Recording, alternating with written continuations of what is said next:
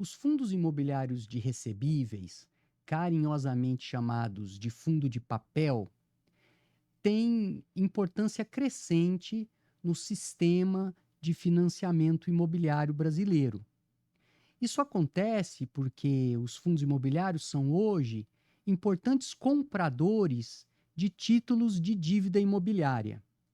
Mas isso não foi sempre assim. Os fundos imobiliários, nascidos em 1993, só passam a investir em títulos de dívida imobiliária a partir de 2008, autorizados pela Instrução CVM 472. Muitos investidores preferem os fundos de papel porque, na média, eles pagam yields maiores e, por isso, eles são muito populares. Diante dos desafios do funding do mercado imobiliário brasileiro, é possível que isso seja uma oportunidade para os fundos imobiliários. Mas para aproveitar essa oportunidade e qualquer outra, é importante conhecer o contexto. Um artigo publicado em 2023 traçou um histórico da evolução do crédito imobiliário no Brasil. Eu estou aqui hoje com o autor desse trabalho, o Herbert Padilha. Herbert, bem-vindo, obrigado por estar aqui com a gente. Quem é você no mundo do crédito imobiliário? Fernando, muito obrigado pelo convite, estar aqui com você, batendo esse papo. E antes de introduzir aqui o tema da evolução do crédito imobiliário, fazer uma breve introdução aqui sobre mim. Eu sou Herbert Padilha, sou do mercado financeiro, do mercado de varejo. Atuei no Santander durante 13 anos em financiamento imobiliário e home equity. Então, tive uma passagem sólida durante esse momento. Tive a oportunidade de criar, melhorar, fazer melhorias no processo de home equity, criar plataformas digitais para introduzir o cliente final também a ter acesso ao crédito imobiliário e ao home equity. E durante toda essa passagem, eu fui um entusiasta ávido sobre ler sobre o mercado de CRIs, sobre securitização, sobre o mercado de fundo imobiliário, como investidor sardinha aqui do outro lado da ponta. Então, basicamente, eu trago um pouco desse panorama aqui para a nossa conversa sobre hoje, exatamente isso. O que essa experiência de quem estava lá na ponta, estruturando o produto para o cliente, pessoa física, né? Ele vê de oportunidade para outra ponta, que é o investidor que está lá no FI, do outro lado, como nós, investidores, ou e para o gestor do fundo imobiliário que está ávido ali a fazer uma captação e pegar a oportunidade através desses CRIs deste mercado pulverizado que a gente vai falar aqui hoje, que tem ali uma oportunidade para a gente explorar ali, tanto na parte de home equity, tanto na parte futura, talvez, do crédito imobiliário. Então, eu passo aí por Santander, por Safra também, estruturando a área de negócios imobiliários, pessoa física, e hoje estou aqui com você para bater esse papo e a gente contar essa história pessoal de uma maneira bem didática, bem leve. Vamos lá, então vamos começar da seguinte forma: o seu artigo começa resgatando a gênese do mercado de crédito imobiliário, né? Desde a criação do BNH, em 1964, quais foram os principais marcos da história do crédito imobiliário a partir do seu estudo? Bacana, Fernando.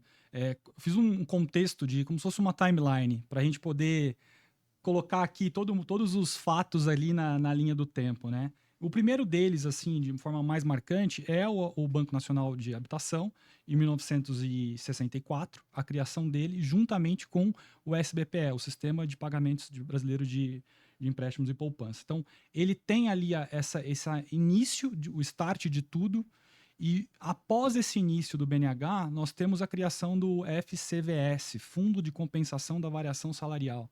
Então a gente estava lá nos primórdios ali da evolução de um crédito imobiliário sendo desenvolvido pelo BNH, a criação do Sistema Brasileiro de Pagamentos, e aí nós temos já um primeiro fator, que é uma primeira pimenta nesse início, que é a criação do FCVS em 1966,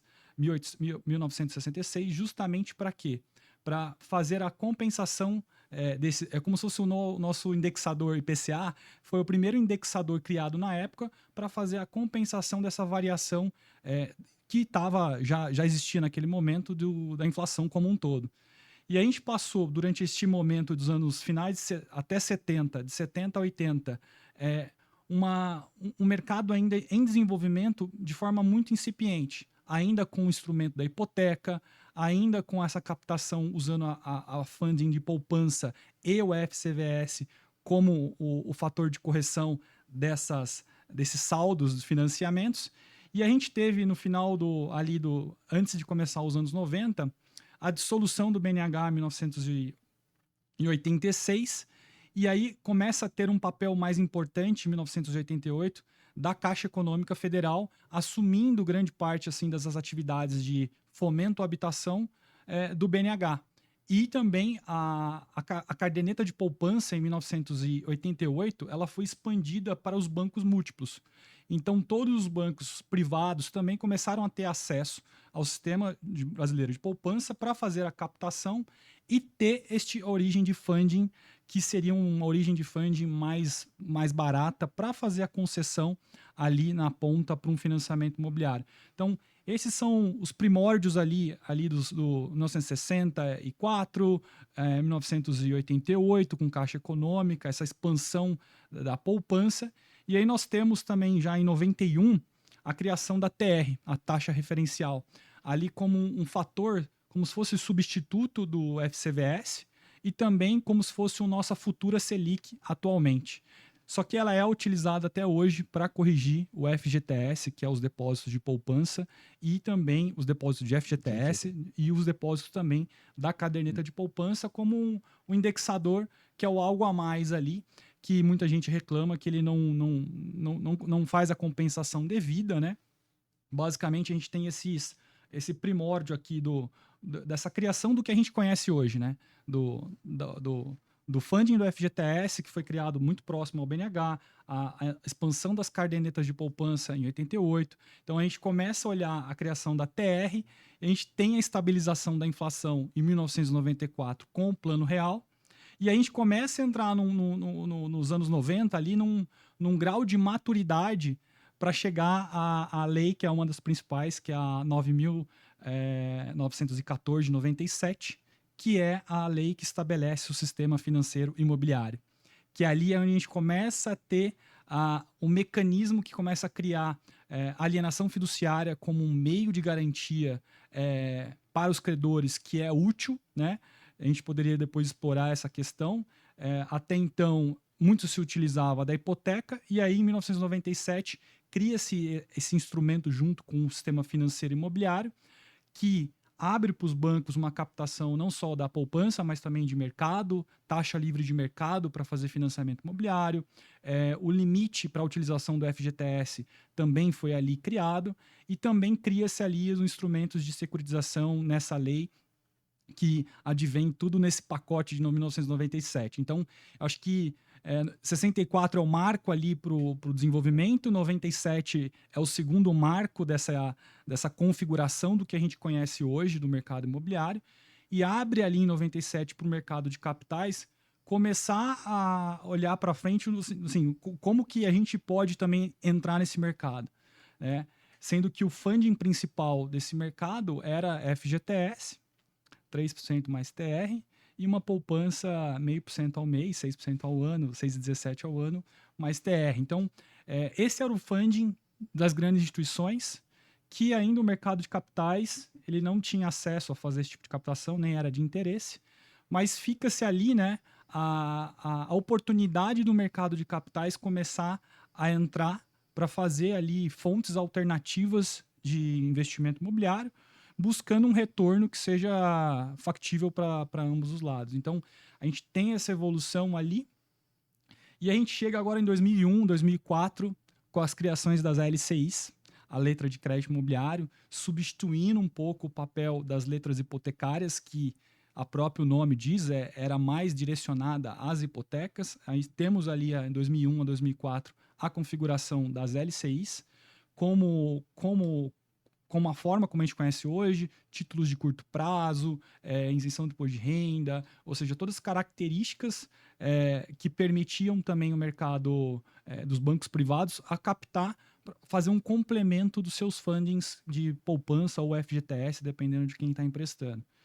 2004 também muito marcado pela patrimônio de afetação, a criação do patrimônio de afetação. Super importante foi, né? Super importante para o mercado do plano empresário, para as construtoras, incorporadoras acessarem esse dinheiro para fazer a construção, desenvolvimento e também garantir a proteção que o patrimônio de afetação fosse separado ali do seu balanço principal, garantindo ali para o banco que está emprestando, garantindo para quem está comprando uma unidade de uma construtora, essa proteção de blindagem patrimonial ali, não só a parte de incentivo fiscal, mas tem uma grande segregação que possibilitou uma grande, vamos dizer assim, uma avalanche de financiamento imobiliário à produção.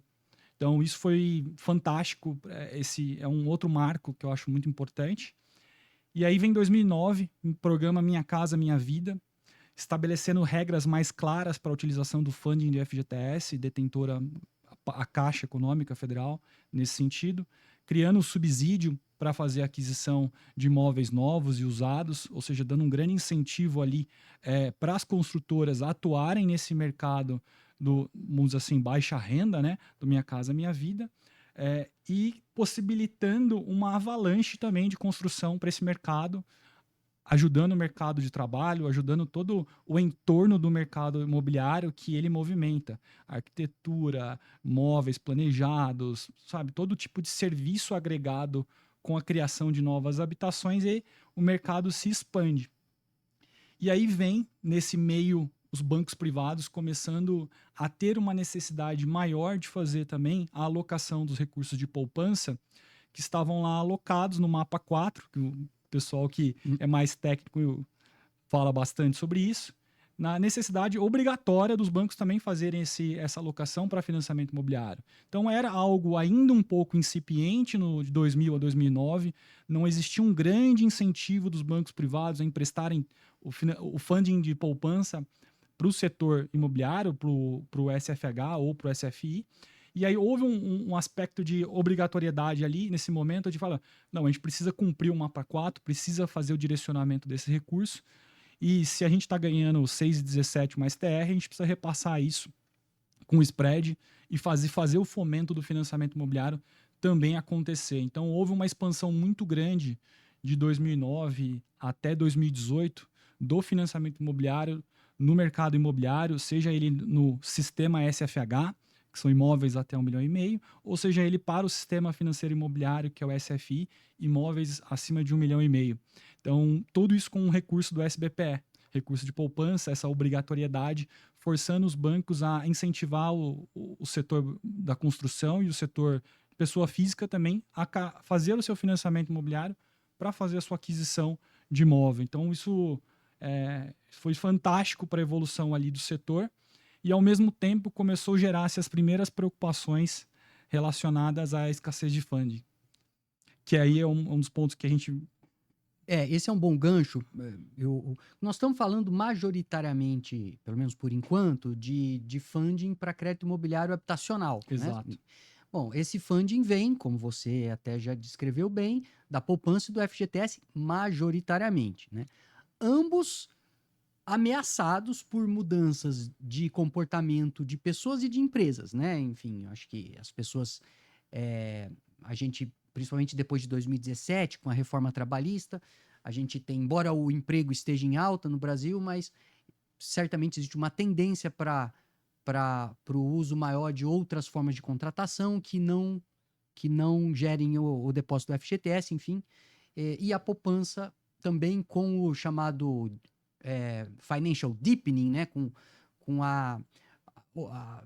alternativas mais sofisticadas de investimento chegando ao investidor comum, a poupança também tende a ser proporcionalmente menos importante. Bom, isso tudo são ameaças, teoricamente são ameaças ao principal modelo de funding do crédito imobiliário atual. Daí a importância de novas alternativas como o LCI, LIGs e os CRIs. na introdução eu já mencionei, os fundos imobiliários já são hoje grandes compradores de CRIs. E por isso interessa esse assunto aqui para o setor de fundos imobiliários. Como os CRIs evoluíram e quais foram as implicações no mercado dessa evolução? Bacana. Eu acho que antes de fazer esse comentário a respeito da evolução dos CRIs, a gente tem ali em 2014 e a primeira emissão em 2018 da Ligue. Então, a gente tem ali um fomento das próprias instituições, bancos privados, a emitir um instrumento que é a letra imobiliária garantida, que ela oferecia uma característica muito parecida com uma LCI, só que ela oferecia a dupla garantia dos bens que estavam relacionados, como se fossem segregados ao patrimônio ali do banco. Então, os bancos não necessariamente eles queriam securitizar a carteira, vender ela, fazer de fato esse repasse. Então, foi uma forma que introduziu com um cover bond, como similar ao mercado europeu, onde eu tenho uma característica parecida com a LCI, parecida com o CRI, e onde eu crio um novo instrumento que é a Ligue, que é uma forma de captação de mais longo prazo e que oferece a garantia, dupla garantia, muito similar ao que o CRI acontece. Então, a gente tem essa criação desse mecanismo alternativo. E aí, quando a gente chega olhando mais para o mercado de CRIs, a gente vê um mercado muito mais corporativo, muito mais institucional, onde as operações são tailor-made, ou seja, você tem que costurar as duas pontas, quem é o galpão, quem é o contrato de aluguel, da onde vai vir o recebível. Então, durante vamos pegar aí, 2011 até 2019, foi uma escadinha que o mercado de CRI foi subindo e evoluindo e testando e contando claro, com o apoio dos agentes que fazem parte do mercado de securitização. Então, fazendo essa escadinha, o mercado de CRI muito mais nesse mercado institucional, corporativo, fazendo operações para o middle market, vamos dizer assim. Então, tinha lá os bancos podendo fazer uma operação ali de grande escala para uma grande incorporadora e tudo mais, mas a gente coloca o mercado de fundos de investimento imobiliário atacando um mercado que não estava sendo bem trabalhado e que necessitava de crédito, e que não era um crédito nem tão barato e nem tão caro. Ou seja, existia uma grande oportunidade, e ainda existe essa grande oportunidade, desse mercado pulverizado, que é o que eu vou falar do home equity, e esse mercado do middle market, que tinha lá oportunidades de construtoras médias e pequenas para fazer uma venda de carteira, de um loteamento, seja ou de um contrato de aluguel, de algum galpão logístico. Então, o CRI ele foi engatinhando e a pessoa física ela não é capaz de absorver o CRI de uma forma com o fundo absorve, né? Então, ele é muito complexo de ser analisado, de ser observado, de ser acompanhado. Então, o principal instrumento que abraçou o CRI, né, para fazer essa origem dos recursos foi os fundos de investimentos imobiliários.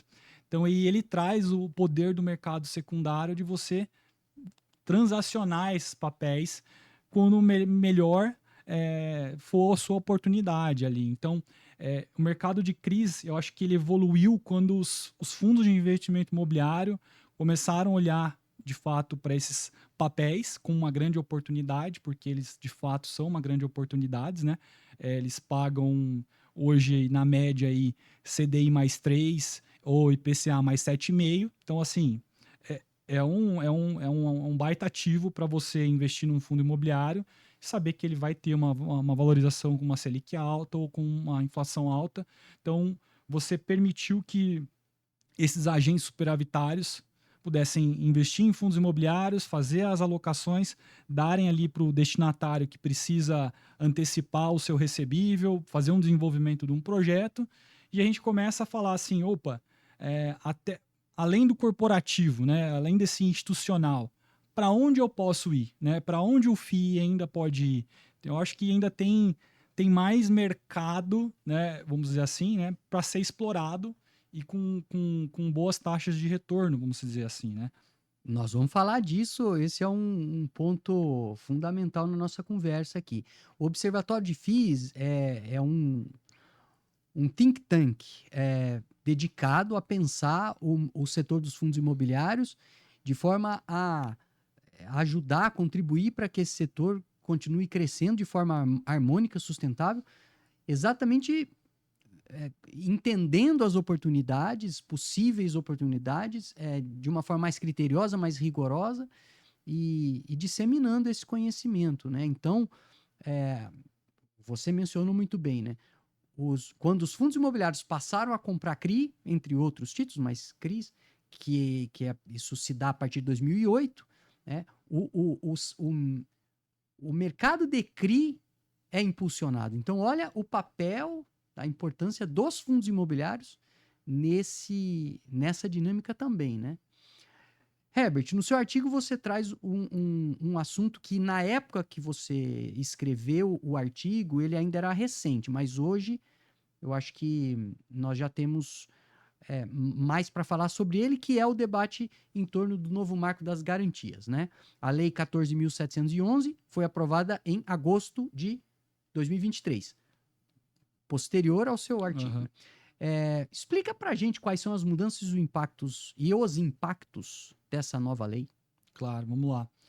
Antes dessa lei ser aprovada, existia um projeto de lei, se não me engano é o 4188 de 2021, que era justamente fazer uma organização, promover uma facilidade na recuperação dos ativos. Então, eram vários aspectos ali do marco legal das garantias de dar facilidade à retomada para gerando uma garantia, não uma garantia, mas procedimentos mais fluidos que trazem mais segurança para a retomada. Então, acho que esse é um ponto do marco legal das garantias. O outro ponto, ela cria um agente de controle de garantias, que ainda não está muito bem explicado, muito bem definido. É como se fosse criar um intermediário que vai fazer controles de garantia, que ainda não existe esse agente no mercado. E o principal, de modo prático, que é o que eu vejo de ganho com a aprovação do marco legal das garantias, foi a possibilidade de você usar aquele mesmo bem que está alienado no financiamento imobiliário e você fazer um crédito adicional para ele. O que os americanos chamam de vou fazer uma segunda hipoteca. Aqui seria não é bem um refinanciamento, porque você não vai pegar aquilo que você está financiado e refinanciá-lo. Você vai fazer um crédito adicional sobre aquele lastro que está sobrando. Uhum. Então, muitas famílias que financiaram lá os seus imóveis em 2011, 2014, chega em 2021, 2023, 2024, fala, nossa, eu fiz uma dívida de 300 mil, estou devendo 100 mil reais. Meu imóvel, que era 500 mil, está valendo 800 mil reais. Mas eu não posso dar como garantia para nada. E eu não posso dar garantia para nada. Então, assim, ele expande a possibilidade e abre um mercado fantástico, porque quem tem um imóvel financiado, ele tem menos apego de quem tem um imóvel quitado, que era a grande problemática do porquê que o home equity não evolui no Brasil. Porque as pessoas são muito apegadas aos imóveis, elas não querem dar em garantia o seu bem de família, aquela coisa. Mas mesmo assim, o mercado, ele desde 2015 que eu acompanho e participei dele ativamente, ele evoluiu. A BCIP registra ano após ano o crescimento do home equity no Brasil. Isso do home equity tradicional. E aí, quando a gente entra com o marco legal das garantias, fala assim, cara, você pode expandir agora a sua carteira de crédito no banco, ou você pode expandir a sua carteira lá na sua fintech, se você quiser dar um crédito adicional para o Fernando ou para o Herbert, que tem lá um saldo de financiamento imobiliário, mas que a garantia dele vale muito mais, desde que você não ultrapasse os limites ali de 60%, que é o loan to value do home equity. Eu ia mencionar o conceito do loan to value. Então vamos lá, você já mencionou o home equity. É um tema ainda pouco conhecido, mas você já demonstrou, conhece muito bem e acompanha. Então, dá um passo para trás, explica para a gente o que é o home equity, quais as vantagens e desafios, fala um pouco do loan to value como conceito, e por fim, como esse mecanismo tem funcionado com alguns FIIs. A gente sabe que alguns FIIs já estão atuando nessa dinâmica. Vamos lá. Bacana. Dando um passo para trás, falando um pouco mais do home equity. Nada mais é de você dar a sua casa em garantia, mas não significa que você vai dar de fato. você vai alienar ela ao banco e o banco ele vai ter direito a recuperar aquele ativo, você vai continuar morando nele, vai usufruir do mesmo benefício de alguém que está fazendo um financiamento imobiliário. E você vai ter responsabilidade sobre o pagamento dos impostos, tudo mais. Se você deixar de pagar, o banco tem lá de 30 até 90 dias para tentar fazer um acordo com você e ele pode levar isso para leilão extrajudicial e fazer a retomada dessa garantia, consequentemente, desocupar o imóvel que está lá. Basicamente o dar em garantia, ele continua sendo seu, a responsabilidade é sua e você tem a contrapartida de fazer o pagamento desse empréstimo para o banco. Então, se a sua casa vale 1 milhão e você pega um empréstimo de 500 mil, a gente está falando de um loan to value de dívida sobre o valor do imóvel de 50%. Então, esse ali é basicamente o loan to value hoje do mercado. O Banco Central, em 2018, soltou uma resolução que pode chegar até 60% para essas operações de home equity.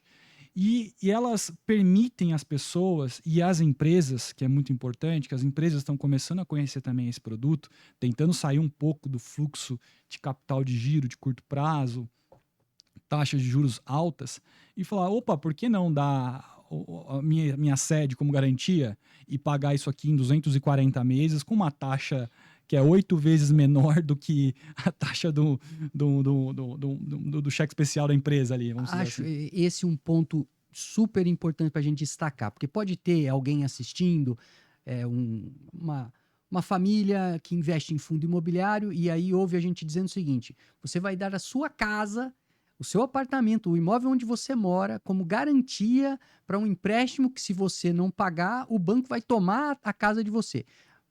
Poxa, essa história contada assim parece que não é bom, mas Tem que olhar os outros aspectos, né? você falou, isso te dá acesso a financiamentos com custos muito inferiores, porque a garantia é real, certo? Com um bom loan to value, então o credor aceita te emprestar e é lógico que aí você, O credor ele não quer a garantia, ele quer que você pague a prestação. evidentemente, ele não quer tomar o imóvel e depois ter que... E fazendo um parênteses, eles foram muito flexíveis durante a pandemia, eles permitem as pessoas renegociarem, reempacotar a dívida, colocar lá.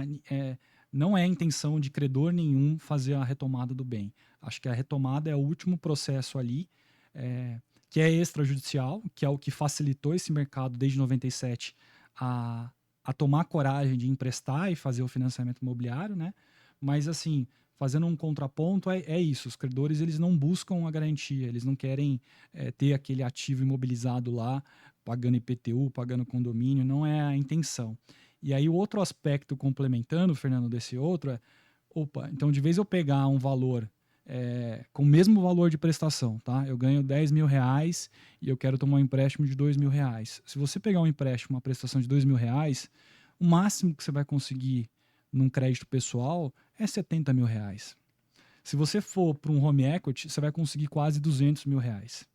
Então você sai ali de um ticket, vai para um outro patamar de volume financeiro que, para quem busca reformar a sua casa, para quem busca abrir uma franquia, para quem busca fazer um aporte de capital no empreendimento que está começando, numa casa, na sua empresa, então você acaba tendo acesso a um valor muito maior pelo mesmo valor de prestação, pelo simples 2 pontos: taxa de juros mais baixa, prazo mais longo. E com o mesmo benefício de você quiser fazer a quitação ou amortização do financiamento imobiliário. Tirando que você não pode amortizar com FGTS, mas você pode, em qualquer momento, fazer o pagamento daquele saldo devedor na data que se encontra. Então, você não tem a obrigatoriedade, vamos dizer assim, de carregar o papel do empréstimo por 20 anos. Você pode Então, quitar, pode pode quitar. amortizar. E como é que os fundos imobiliários estão entrando nessa mecânica? Eu vejo, assim, na parte entusiasta aqui dos fundos imobiliários, fazendo um papel aqui, né, de comentar a respeito sobre isso, eu como investidor, vejo poucos fundos ainda entrando nesse mercado de comprar CRIs pulverizados. O que significa comprar um CRI pulverizado?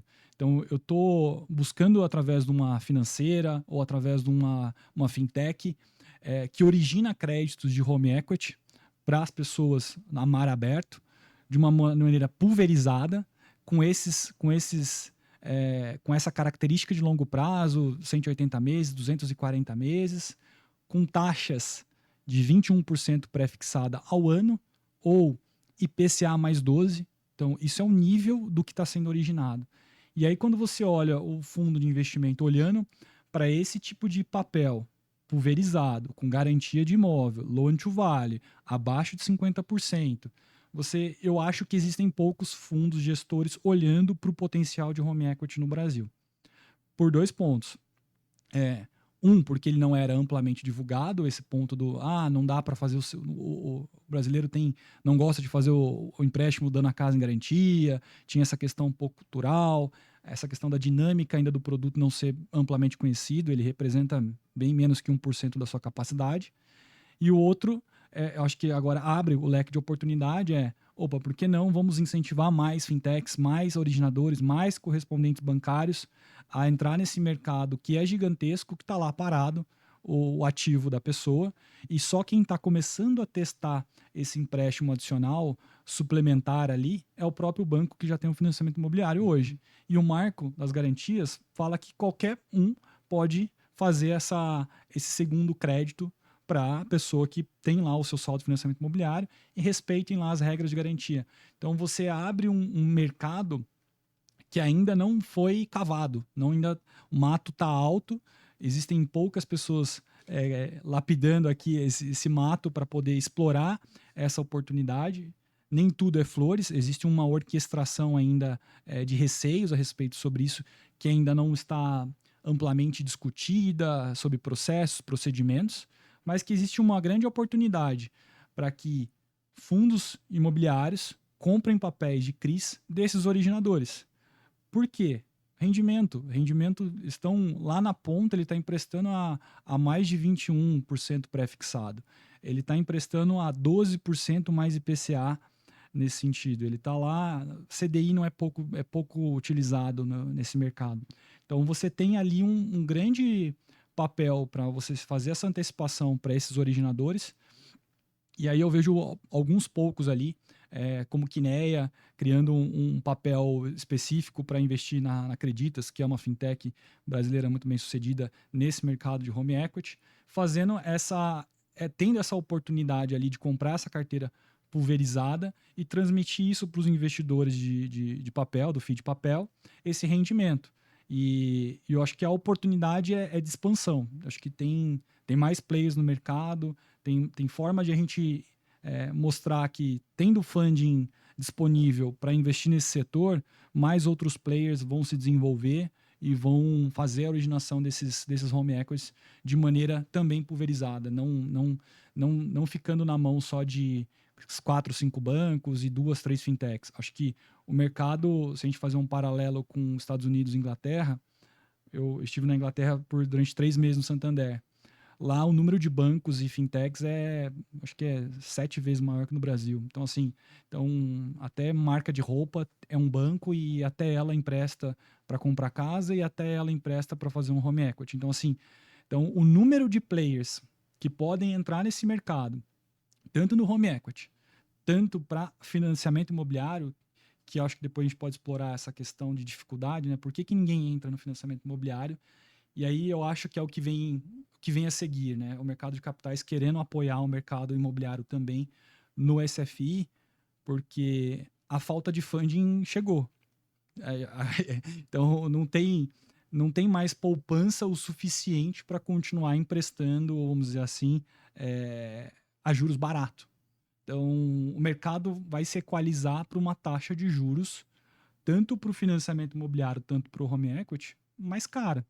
Eu acho que a gente está caminhando para essa equalização de que não só os bancos privados que captam poupança ou a Caixa que tem o FGTS conseguem emprestar para esse setor. O mercado de capitais vai ter uma oportunidade imensa que vai equalizar. O custo de funding vai ficar igual para todo mundo, vai ser um preço a mercado. Então, as pessoas vão buscar um papel que dá para ter um rendimento melhor que o tesouro e que tem uma boa garantia por trás. Então, eu acho que a gente está caminhando. O cenário econômico atualmente não é favorável, né, por conta do aumento da Selic, a inflação ainda não controlada, mas se a gente olhar para um mercado maduro, onde a gente consiga controlar a inflação, não tem uma Selic de 2,75, mas tem uma Selic lá em torno de 5, 6%, e uma inflação controlada, você está falando que a gente vai ter um mercado onde o título de taxa de juros do Tesouro ele é equilibrado, ele não é tão barato nem tão caro, e aí o mercado de capitais vai apoiar mais esse setor que busca recursos de longo prazo, né, para poder fazer esse fomento ao financiamento, ao home equity ou o suplemento ali do home equity, que a gente chama de segunda alienação fiduciária, que não é bem isso, mas assim, tem um grande mercado aqui que estava travado. Estava travado por conta da limitação do funding.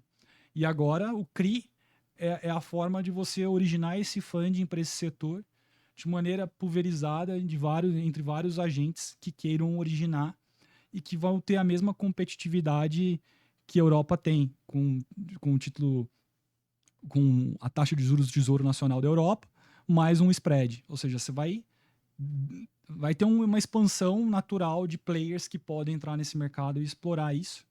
E tem mais um produto que é uma derivação do home equity, que ainda não é explorada no Brasil e que é muito explorada lá fora, que é o reverse mortgage.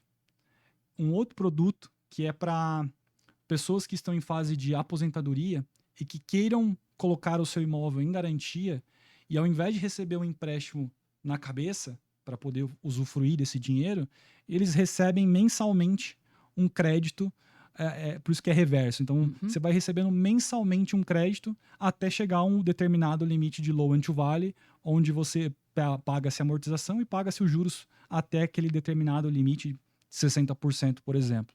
Então, é uma operação que eu vejo poucos estudiosos no Brasil olharem para ela, algumas fintechs tentando ter conversas ali mais próximas com o Banco Central, equipe de sandbox, para poder olhar para esse setor que é uma derivada do home equity e falar, poxa, tem um capital parado aqui de pessoas que estão em fase de aposentadoria, com 65 anos de idade, e que poderia ter ali uma contribuição mensal desse produto que é uma derivada do home equity. E é um mercado gigantesco, as pessoas estão cada vez mais com dificuldade de, somente com a aposentadoria, suprir ali as suas necessidades. Então, é um mercado grande. O home equity, ele é uma palavra no Brasil ainda ruim, né? Que é o crédito com garantia do imóvel, mas ele te permite diversas oportunidades ali. Claro, é a sofisticação natural do mercado financeiro para o bem da economia como um todo, né? Herbert, você é um especialista em finanças do mercado imobiliário. Vou encaminhar aqui o final da nossa conversa, te fazendo uma pergunta, te dando a possibilidade até de revisitar alguns comentários que você já fez. Aqui no Observatório de FIIs, a gente tem interesse especial no setor de fundos imobiliários. Como você entende o futuro do crédito imobiliário e a participação dos FIIs neste grande mercado que, como você falou várias vezes, ainda pode crescer muito? Bacana. Eu acho que esse mercado, saindo do corporativo, saindo do tailor-made, eu acho que tem uma grande oportunidade para entrar no mercado de pulverizado, onde tem essa garantia do imóvel, tem essa oportunidade de construir um CRI com a mesma qualidade de um corporativo e com uma inadimplência controlada, trazendo ali players que originem esses créditos com um bom retorno para o investidor e, consequentemente, isso atraia fazer novas emissões de captação para os fundos. Então, acho que tem um caminho ali grande para ainda ser pavimentado e fomentado. Então, entrar nesse mercado pulverizado, ele relembra um pouco a essência do CRI lá atrás. Só que primeiro a gente foi para o corporativo, fazendo build-to-suit, trazendo aluguel, trazendo Fluxos de incorporação, terrenista.